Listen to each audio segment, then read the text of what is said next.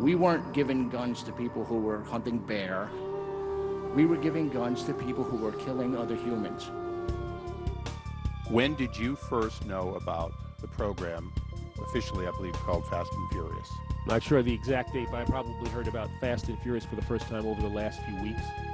Why did this Obama administration purposely allow the illegal transfer of more than 2,000 weapons that they knew, according to this memo, were going to go to Mexico?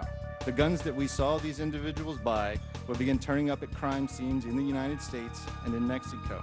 Who authorized this program that was so felony stupid that it got people killed? It was relayed to me that they didn't have to explain anything to me. I was to do as I was told. Are they lying or are you lying? Sir, in this investigation, it is my opinion that we did not let guns walk. You're entitled to your opinion, not to your facts. What we have here is actually a colossal failure in leadership from within ATF, within the United States Attorney's Office, and within DOJ. This is one of the most shameful moments, I think, in our government's history. This is one of the saddest days in my 6 months in Congress. This is the Mo Curley and Larry show, and we're looking for Larry. We will not rest until every single person responsible for all of this, no matter where they are brought to justice.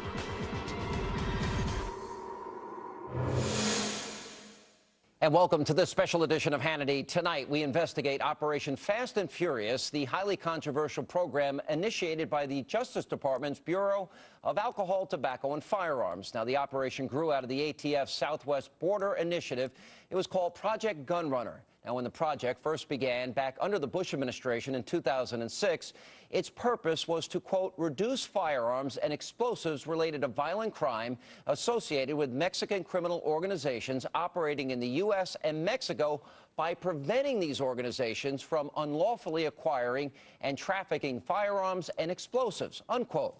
But the program that began with the best of intentions expanded dramatically after President Obama took office, and it veered sharply off course, eventually empowering the very activity that it initially set out to suppress.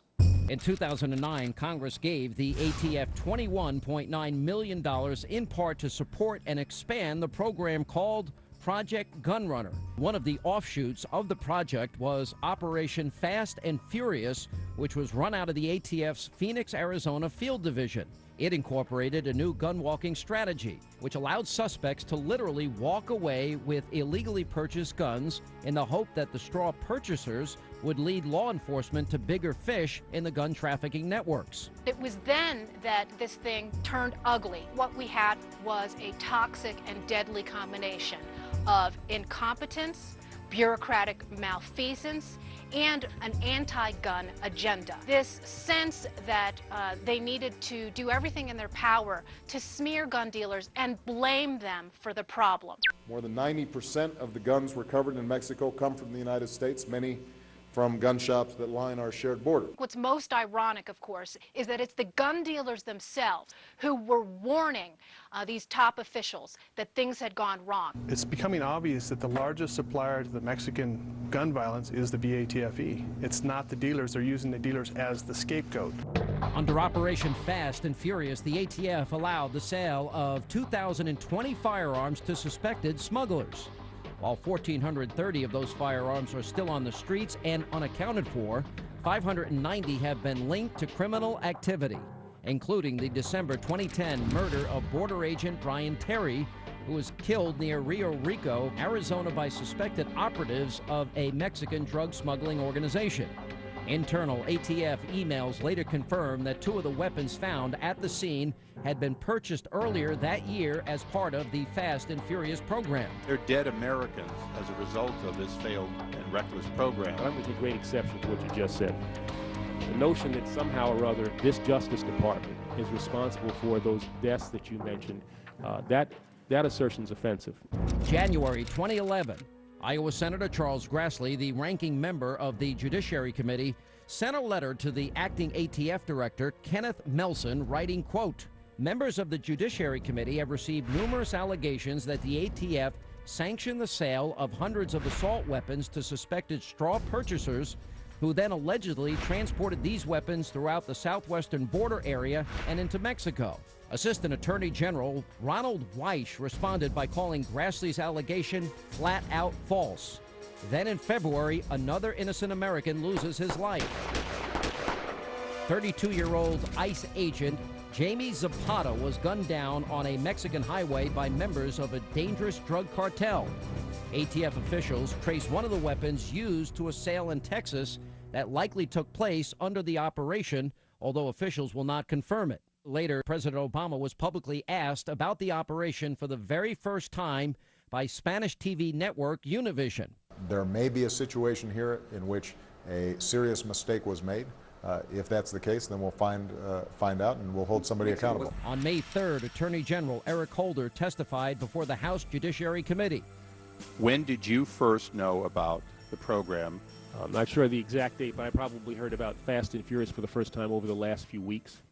Rewind to a 2009 arms trafficking conference in Mexico, where Holder delivered a speech not only acknowledging Project Gunrunner, but bragging about its expansion, saying, quote, "My department is committing 100 new ATF personnel to the southwest border in the next 100 days to supplement our ongoing Project Gunrunner." It's ironic, of course, that when the dam first broke, Eric Holder promised to get to the bottom of the problem. We know now that Eric Holder has been the source of the problem all along. June 13th, the first hearing on Operation Fast and Furious was held by the House Oversight Committee. At the hearings, committee chairman, California Congressman Darrell Issa, grilled Assistant AG Weish. You made a statement in that letter that you signed on the 4th that said, ATF makes every effort to interdict weapons that have been purchased illegally and prevent their transportation to Mexico. Isn't that statement false now with what you know? Obviously, there have been allegations that call into serious question that particular... Weren't there documents that now have been provided and made public that let you know that that statement was false? And that's why you're investigating, and that's why we're investigating. Also testifying at the hearing were 3 current ATF agents who were involved with Fast and Furious. Prior to my coming to Phoenix, I had never been involved in or even heard of an operation in which law enforcement officers let guns walk. The very idea of doing so is unthinkable to most law enforcement. I and other field agents involved in this operation repeatedly raised these concerns with our supervisors. In response, we were told that we simply did not understand the plan. 3 weeks later, on July the 4th, facing mounting scrutiny over the botched operation and calls for his resignation, Melson appeared secretly before congressional investigators from the House Oversight Committee and the Senate Judiciary Committee, where Melson testified that mistakes were made by the ATF and that officials withheld information to protect political appointees at the top of the department. In a joint letter written immediately following the meetings, Issa and Grassley argued that, quote, if his account is accurate, then ATF leadership appears to have been effectively muzzled while the DOJ sent over false denials and buried its head in the sand. The more we're finding out, the more the American people will understand that this administration is endangering not just the people on the front lines who are protecting us, but civilians as well. And the damning revelations just keep coming. As recently as July the 26th, Bill Newell, the head of the ATF's Phoenix office, told Congress that he discussed the case with a White House national security staffer as early as last September. An admission that, once again, directly calls into question President Obama's repeated denials that neither he nor Attorney General Holder had any prior knowledge of Operation Fast and Furious.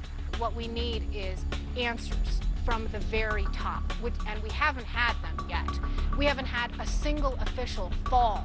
We've had no heads roll. Not only have they not rolled, but the Los Angeles Times reports that Newell's supervisor, David Voth, and William McMahon, the ATF's Deputy Director of Operations in the West, are being transferred from Arizona to Washington to be, yes, you guessed it, promoted. And coming up next, the disturbing details of what happened to Border Patrol agent Brian Terry, the face behind the story.